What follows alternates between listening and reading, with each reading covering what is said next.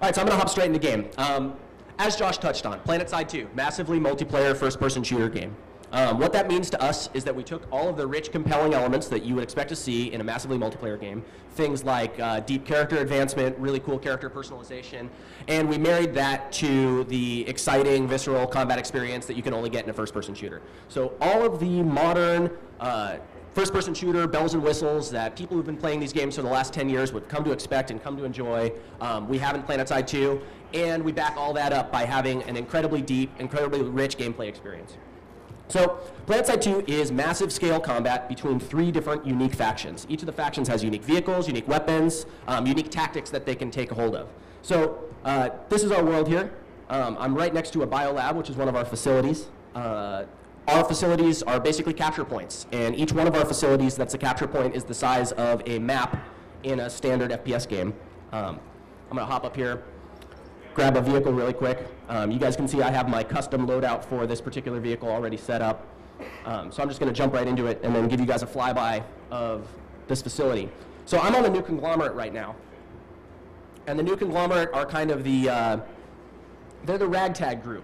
They take whatever they can get. They use old mining equipment, repurposed experimental weaponry, things like that to be able to get the job done. There's 2 other factions, the Terran Republic, which are the most professional military group of them all, and the Vanu Sovereignty, which use a lot of plundered alien technology, and they basically are all about trying to get these alien artifacts and study them.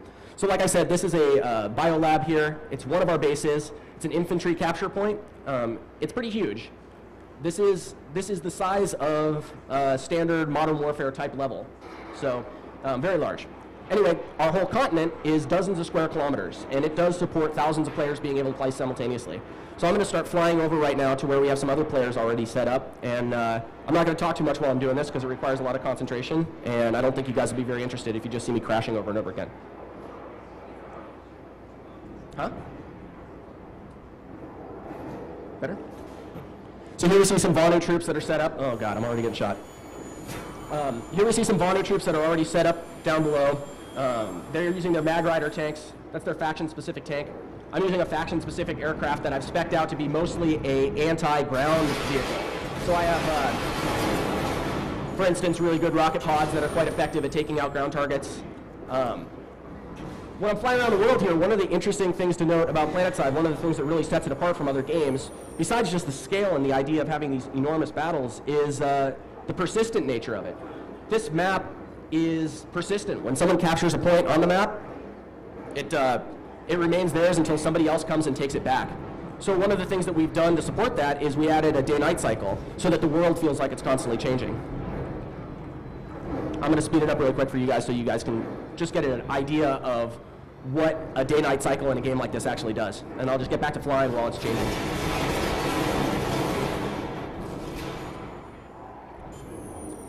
All of our vehicles use real-time physics.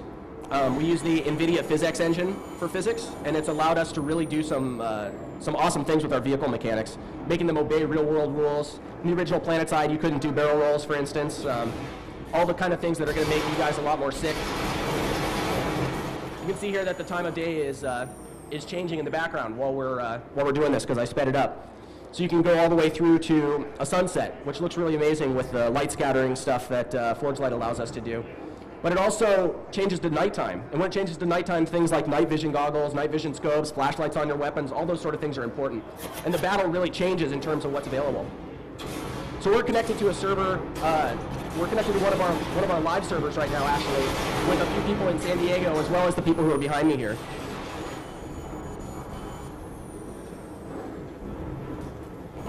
So I think we've got about 50 people on the server right now that are mostly back in San Diego, and several of them that are back behind me here.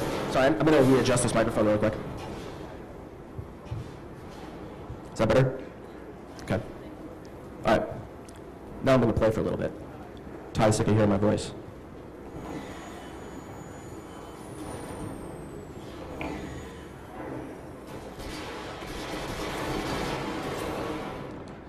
So I can spec out this Reaver in a bunch of different ways. If I wanted to make it look like an air-to-air fighter craft, it would be easy for me to throw air-to-air missiles on it, put flares on it, and then suddenly it's a dogfighting craft.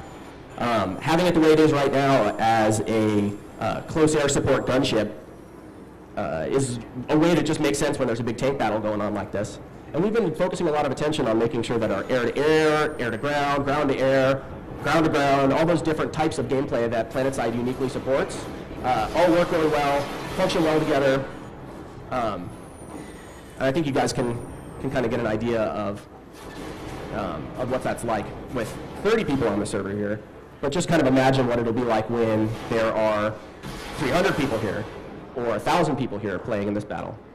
You guys are seeing me, I said I was going to shut up and then I kept talking, huh? Sorry. You guys are seeing me fly over these different capture points too. All these little outposts that are out here are all capture points. They all have areas within them that I can go capture them, and then I own the region that they're sitting on. And owning that region gives me access to the resources that it's sitting on. So it creates a competitive landscape, essentially, where players are going to try to acquire resources. Oh, got blown up. They're going to acquire resources that they can then use to change their weapons, change their customizations, all those different things that you would want to do in a shooter, like unlock different weapons, unlock different ammo for your weapons. You're able to do that using the resources that you earn from playing the capture game. I'm going to turn the client time off real quick. What do you guys want, nighttime or daytime? What's cooler? Nighttime?